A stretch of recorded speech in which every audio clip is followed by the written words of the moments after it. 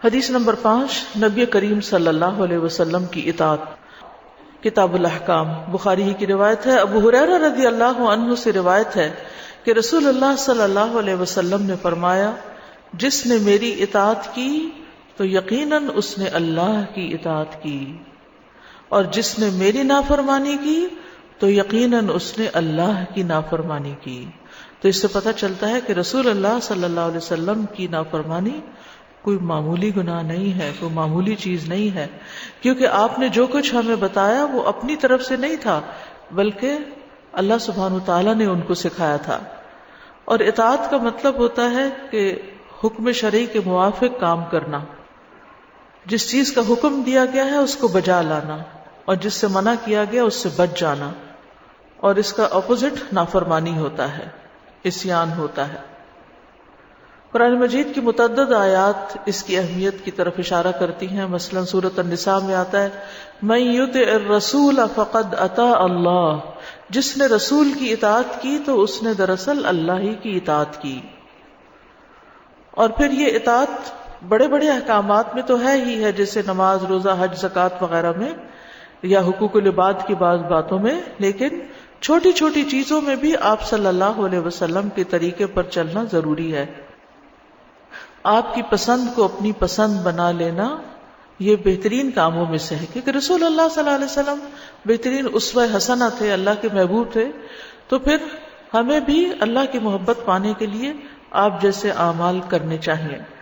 صحابہ کا طریقہ یہ تھا کہ جو چیز نبی صلی اللہ علیہ وسلم پسند کرتے تھے وہ بھی پسند کرنے لگتے تھے۔ جیسے حضرت انس کہتے ہیں کہ ایک آدمی نے رسول اللہ صلی اللہ علیہ وسلم کی دعوت کی تو میں بھی آپ کے ساتھ چل پڑا، آپ کے خادم تھے، آپ کے ساتھ رہتے تھے۔ آپ کے سامنے شوربہ رکھا گیا جس میں کدو پڑے ہوئے تھے، رسول اللہ صلی اللہ علیہ وسلم اس میں سے کدو کھانے لگے، آپ کو کدو بہت پسند تھا۔ انس کہتے ہیں جب میں نے یہ دیکھا تو میں آپ کے سامنے کدو کرنے لگا، یعنی چن چن کے آپ کے آگے کرنے لگا، اور میں نے وہ خود نہ کھائے، یعنی آپ کو پسند آئے آپ کھا لیں۔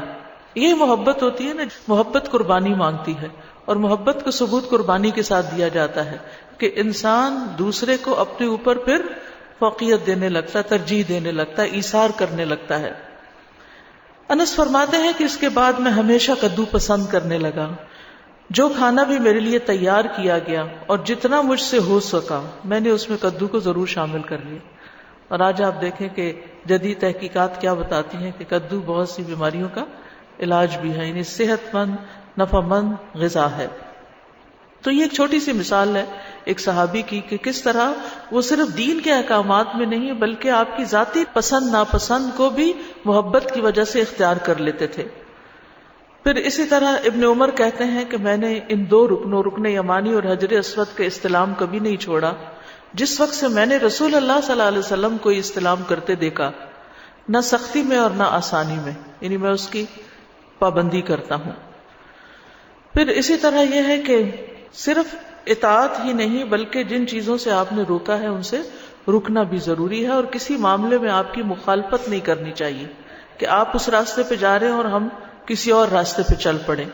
نبی صلی اللہ علیہ وسلم نے فرمایا جس نے میرے طریقے سے بے رغبتی کی وہ مجھ سے نہیں۔ ہم بے شک کہتے رہے ہم آپ کی امتی ہیں، اگر امتی ہیں تو پھر آپ ہی کو فالو کرنا چاہیے، پھر اپنے نفس کو یا کسی اور اسکالر کو یا کسی اور بڑے کو تو نہیں دیکھنا چاہیے۔ پھر اسی طرح یہ ہے کہ صحابہ کرام کا طریقہ یہ تھا کہ آپ سے جو بات بھی سنتے تھے فوراً بجا لاتے تھے، یعنی دیر نہیں کرتے تھے۔ عبداللہ بن مسعود کہتے ہیں کہ ہم نبی صلی اللہ علیہ وسلم کے ساتھ ہوتے تو آپ کو کسی بھی معاملے میں صرف ایک مرتبہ حکم دینے کی ضرورت پیش آتی اور ہم فوراً اس کو بجا لاتے، اور ہم بعض حدیثیں، بعض احکامات بار بار سنتے اور پھر بھی کر کے نہیں دیتے۔ تو پھر صحابہ کا مقام کہاں اور ہمارا کہاں؟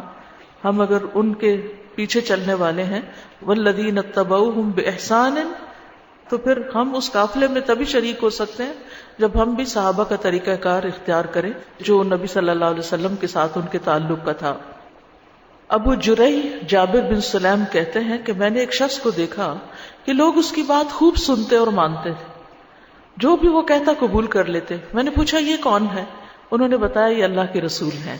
یعنی دوسرا دیکھنے والا جو نہیں بھی پہچانتا تھا تو وہ اس چیز کو خاص نوٹ کرتا کہ یہ کون ہے جس کی ہر بات مان لی جاتی ہے. تو یہ رسول اللہ صلی اللہ علیہ وسلم تھے. خلاصہ کیا کہ ہمیں بھی آپ صلی اللہ علیہ وسلم کی اطاعت کرنی چاہیے اور آپ کے بتائے ہوئے طریقوں کو محبت اور شوق سے اختیار کر لینا چاہیے.